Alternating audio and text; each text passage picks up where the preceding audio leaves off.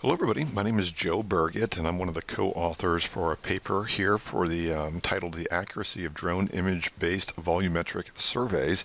Essentially what this paper was describing is kind of a cool little experiment that we did where we're using drone imagery to create 3D models, and then from those models have a target in the middle of an open field, and then use those known volumes to then compare with what the volumetrics said from our 3D models.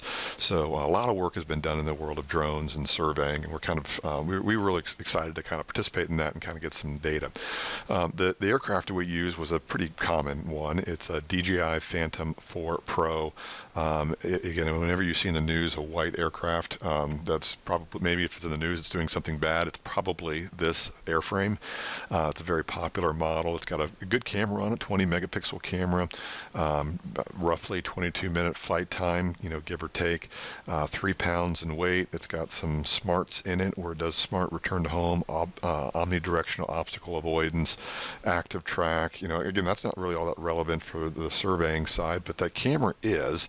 And again, we did use a Pix4D third-party app to create our waypoint mission. So basically the drone just went up and down our open field and took images at 70% overlap and got good coverage of the overall field. The drone itself, again, just prices vary, of course, but roughly $2,500 with some batteries in a case, just to kind of give you an overall feel for this. Is not an expensive package in terms of equipment. The software you use can be more expensive, but as educators, if you're interested in context capture from Bentley, they make it available to universities for free. So that's what we used. So this was the field that we used, basically 2 adjoining soccer fields, and you'll notice that you've got these numbers throughout here, 1 through 31. Some of them are red, some of them are black. The red are ground control points, and then the black are checkpoints. So the ground control points, and I should back up and say each of those were located with a professional land surveyor, so we had accurate coordinates for each one of those points in which we could plug into our models. The red ones were used to create the models, so they were used to incorporate into the model and then locate it. The black ones were not. They were used as checks, so to be able to say, okay, these points weren't used in the models, but how accurate is your overall model? From a high level, we were within about sub-inch, at some of the lower elevations.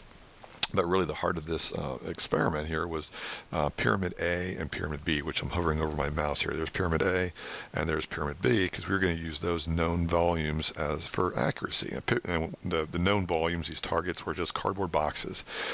Each of these boxes with 3 foot by 3 foot by 3 foot dimensions, so a cubic yard.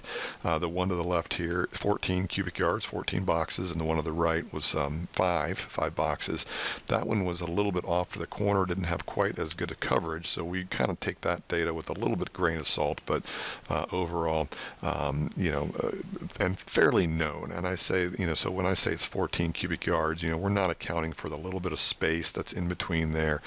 Cardboard's going to sag a little bit, so it's not a perfect target, but for the purpose of this paper, it worked pretty well. Here's also a little blow up of a target.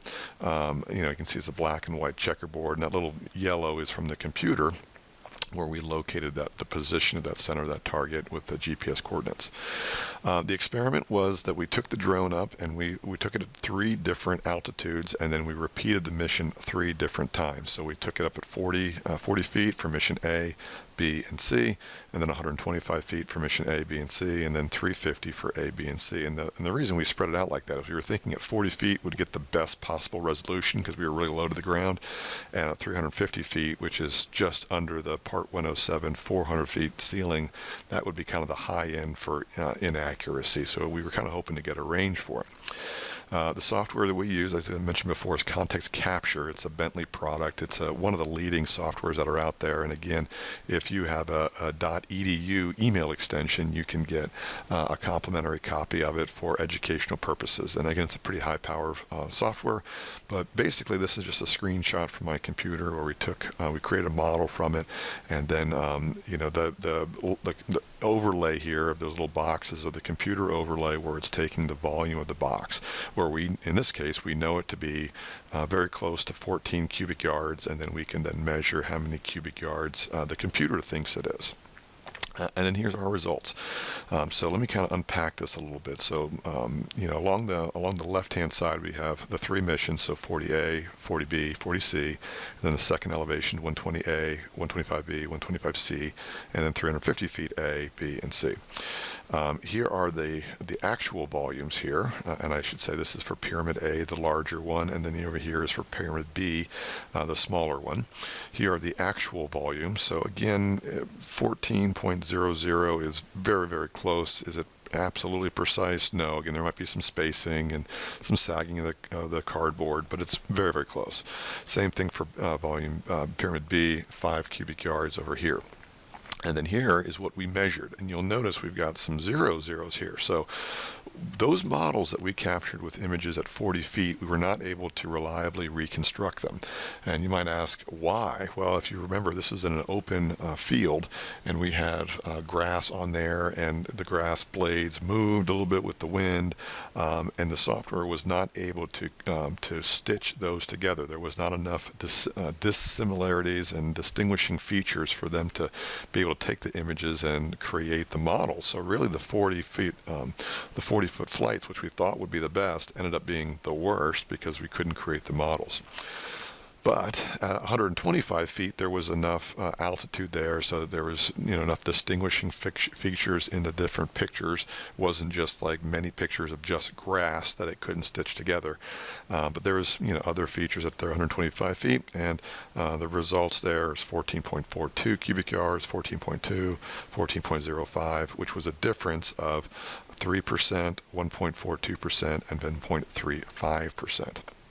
Similarly, over here we had results that range again from about 1% to 3% of the actuals. Now you'll notice that the actual dimensions that we calculated or computed were a little bit larger than 14.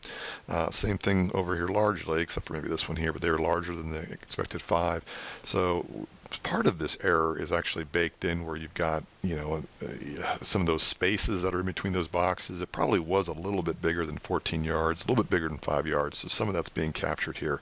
But assuming that just being conservative, are numbers that are ranging roughly at the worst case about 3% total accuracy. So what conclusions can we draw from this simple but informative little experiment that we ran? So first of all, lower is not necessarily better. Just because your pictures have lower ground resolution, closer to ground, a pixel represents a smaller piece of area. If you don't have enough distinguishing features and you can't create a model off of it, it's pretty worthless. So 40 feet, which we thought was optimal, was the worst.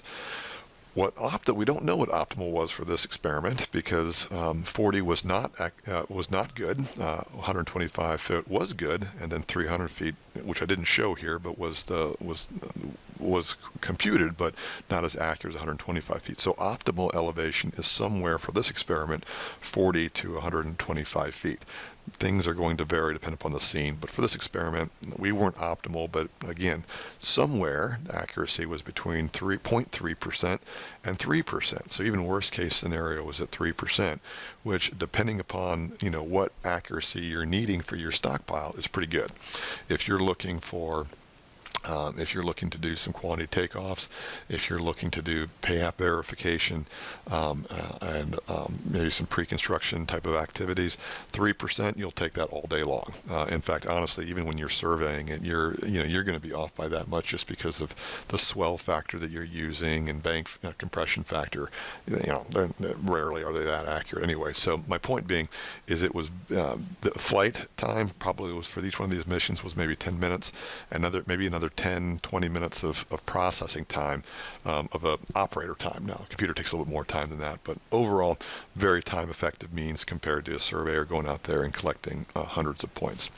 So with that, I'll leave it there. It was a very cool experiment. If you have interest in drones, using context capture, or kind of jump-starting your education program around drones, please reach out to me. Clemson's had some success there, and I love to kind of share what we have learned and maybe bounce some ideas off you. So thank you for viewing, and appreciate it.